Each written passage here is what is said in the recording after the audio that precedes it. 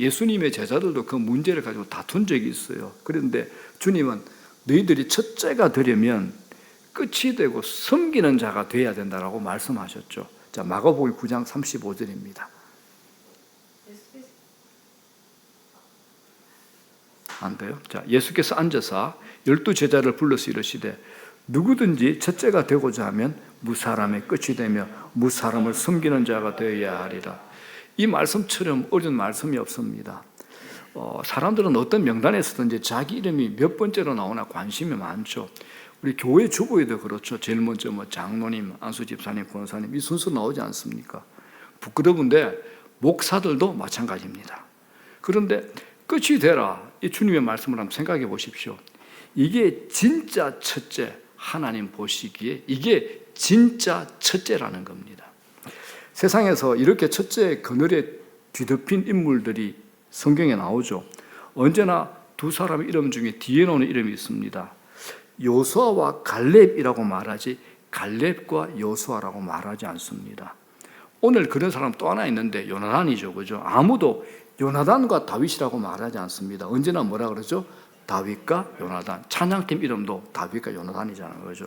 그런데 오늘 주님의 말씀을 읽어보면 요나단이야말로 주님이 보실 때 다윗보다 위대한 인물이었다라고 성경이 말하고 싶은 겁니다.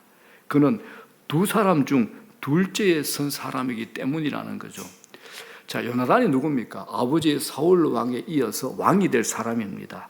그에게 다윗은 적수죠. 그런데 요나단이 다윗을 사랑합니다. 요나단의 마음을 머리로는 이해가 가능한데 마음으로 이해하기 참 어렵습니다. 그래서 오늘 우리가 요나단 인물을 짧게 한번 살펴보면서 하나님께서 우리에게 주시는 메시지를 좀 들을 수 있기를 바랍니다. 요나단은 그저 감수성이 예민해가지고 다윗을 좋아하고 사랑하고 지지해주는 그런 나약한 인물이 아니었습니다. 강하고 용맹한 이스라엘의 장수가 요나단입니다. 우리가 다윗이 위대한 장수였다고 알고 있다면 요나단도 그에 뒤지지 않는 장수입니다. 요나단이 성경에 처음 등장하는 장면이 13장, 사무엘상 13장에 나오는데 그가 아버지 사울의 군대 1,000명 군사를 이끌고 게바에 있는 블레셋 수비대를 공격하는 내용이 나옵니다. 이 사건이 어떤 사건이냐? 이스라엘 백성들은 언제나 블레셋 앞을 두고 겁에 질려가지고 아무것도 할 수 없었습니다. 그런데 이때 요나단이 앞장서서 전쟁을 치름으로 이스라엘 백성들이 블레셋과 싸울 용기를 주게 된 겁니다. 요나단은 용맹만 있었던 것이 아닙니다. 이스라엘 사람들의 마음에 용기를 불어넣어 줄 줄 아는 지도자였습니다. 자, 두 번째 장면이 14장에 나옵니다. 사울 왕이 기브아에서 단지 600명의 군사를 이끌고 블레셋과 대치를 하고 있었는데 당시 블레셋이 이스라엘에는 철제 무기가 없었습니다. 그래서 이스라엘에서 철공을 다 없애버렸죠. 그나마 600명 가운데 칼이나 창을 들고 있는 사람은 두 사람, 사울 왕과 요나단 두 사람밖에 없었습니다. 이스라엘 군사들이 겁에 질렸겠죠. 이때 요나단은 자기 무기를 든 자만을 데리고 블레셋 진영으로 건너갑니다. 요나단은 병거든 군인에게 이런 말을 합니다. 자, 14장 6절 우리가 잘 아는 말씀이니까 읽어볼게요. 시작. 요나단이 자기의 무기를 든 소년에게 이르되 우리가 이 할례 받지 않는 자들에게로 건너가자. 여호와께서 우리를 위하여 일하실까 하노라. 여호와의 구원은 사람이 많고 적음에 달리지 아니하였느니. 많이 들어본 말씀이죠. 그죠? 다윗이 골리앗 앞에서 분노를 했던 말하고 똑같은 말입니다. 요나단은 하나님의 백성의 명예를 생각하고 있었고 전쟁이 하나님께 속했다는 것을 믿음으로 아는 사람이 요나단이었습니다. 승패가 결코 숫자에 달려있지 않았다는 고백이죠. 요나단은 자기 부하 한 사람만 데리고 순식간에 20명의 블레셋 군사들을 해치웁니다. 하나님께서 이 사건을 사용하셔요. 블레셋 군인들이 흩어지기 시작했고 사울 왕이 이것을 봤습니다. 이 일은 조국을 배신하고 블레셋에 붙어있던 이스라엘 사람들의 마음을 움직였습니다. 숨어있던 이스라엘 사람들의 마음을 움직여서 그들 모두가 다 전장터에 나와서 사울 왕과 요나단과 함께 싸우려고 모이게 된 겁니다. 이날 이스라엘이 큰 승리를 해요. 그런데 이날 전투에 사울 왕이 참 어리석은 말을 합니다. 승리의 도취가 돼가지고 블레셋에게 원수를 다 갚기까지 군사들은 아무것도 먹지 마라 맹세를 하게 한 겁니다. 먹는 자는 저주를 받는다라고 말을 해버렸습니다. 그런데 이 맹세를 했을 때 자기 아들 요나단은 이미 블레셋 전 진영 한가운데서 싸우고 있어서 이 소리를 듣지를 못했습니다. 그러다가 전쟁하다가 수풀에서 꿀을 발견해서 요나단이 꿀을 먹으니까 눈이 밝아지잖아요. 더 잘 싸울 수 있었습니다. 그런데 이 전쟁이 끝날 쯤 돼가지고 사울이 승리에 도취해가지고 밤새도록 쫓아가서 블레셋 군사들을 다 죽이려고 했는데 하나님께 물었는데 하나님의 대답을 안 하시는 거야. 그랬더니 사울이 도대체 누구 죄 때문에 하나님께서 대답을 안 하시는가 확인을 하기 위해서 제비를 뽑았는데 누가 뽑혔을까요? 자기 아들 요나단이 뽑힌 겁니다.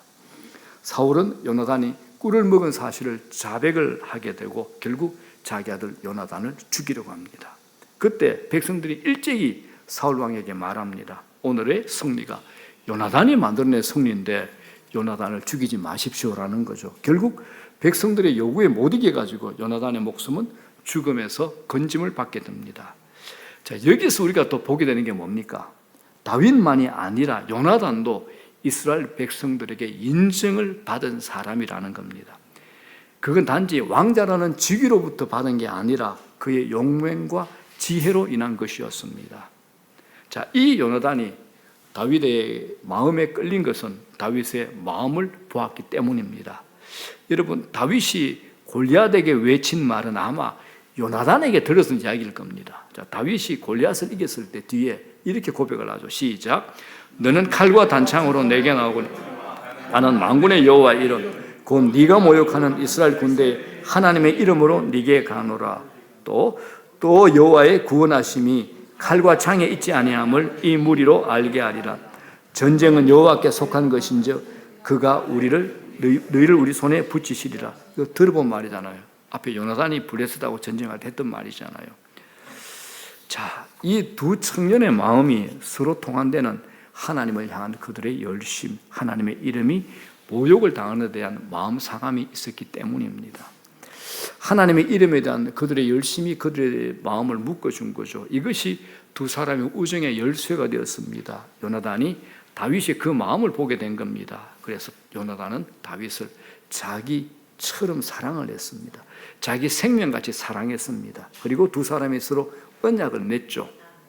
변치 않을 우정에 대한 언약인데 그들이 섬기는 하나님 앞에서 언약을 맺은 겁니다. 이 언약은 이 둘 사이에 어떤 이해관계가 생기게 되고 어떤 원치 않는 상황이 벌어진다고 할지라도 이 우정을 지키겠노라는 언약이었습니다. 요나단은 그 증거로 자기가 입었던 겉옷 그리고 군복, 칼, 활, 띠를 다윗에게 건네줍니다. 여러분, 전쟁을 치르는 장군이 이런 것을 누군가에게 준다면 그건 자기 자신을 주는 것 아니겠습니까? 그런데 참 재밌는 게 있습니다. 이 두 사람 사이의 우정과 사랑을 이 성경이 표현을 하는 방식을 보게 되면 언제나 요나단이 다윗을 사랑했다라고 성경은 표현합니다. 대신에 다윗이 요나단을 사랑했다는 표현은 성경에 한 군데도 나오지 않습니다. 물론 다윗도 사랑했을 겁니다. 그러나 성경은 요나단이 다윗을 사랑한 것을 더욱 힘주어 강조하고 있는 겁니다. 말하자면 요나단은 다윗에게 주는 사람, 다윗은 어떤 사람이죠? 주로 요나단에게 받는 사람이었던 겁니다. 이건 요나단이 가졌고 다윗이 가지지 못한 자기 때문이 아니라 성경이 요나단의 인물됨을 그렇게 묘사하고 있는 겁니다.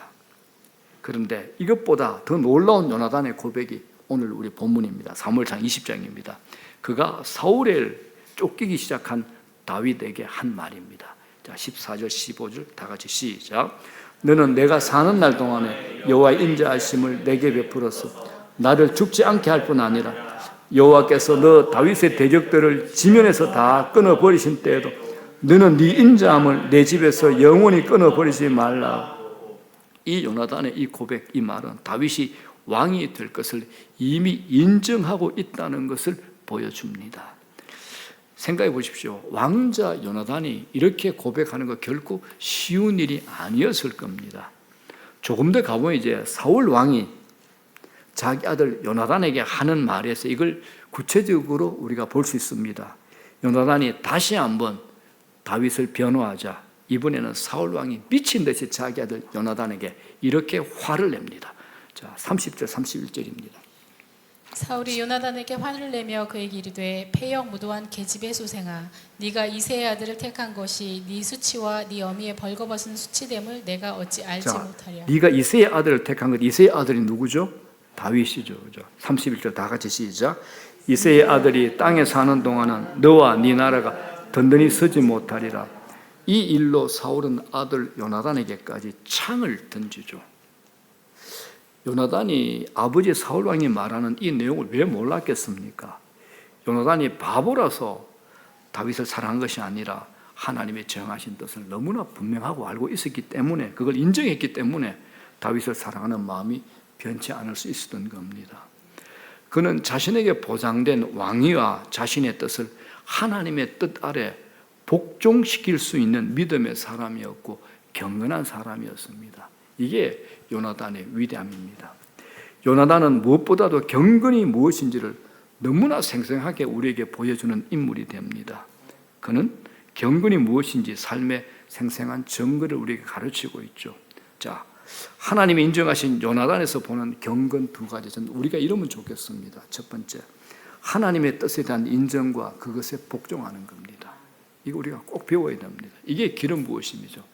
하나님의 뜻에 대한 인정과 그에 복종하는 것, 여기에서 넘게 되면 기름 부으심의 영역에 밖으로 나가는 겁니다.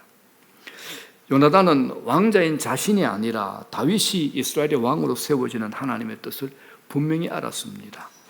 그러나 이것이 중요한 것이 아닙니다. 하나님의 뜻이 무엇인지 몰라서 문제가 아니죠. 요나단은 그 뜻이 자기 이익과는 너무나 크게 달랐지만 그것이 하나님이 정하신 뜻이었기 때문에 그걸 인정하고 있는 겁니다. 그리고 자신은 그 뜻 앞에서 고개 숙이고 순종하고 복종하는 거죠. 하나님의 뜻에 대한 인정과 복종입니다.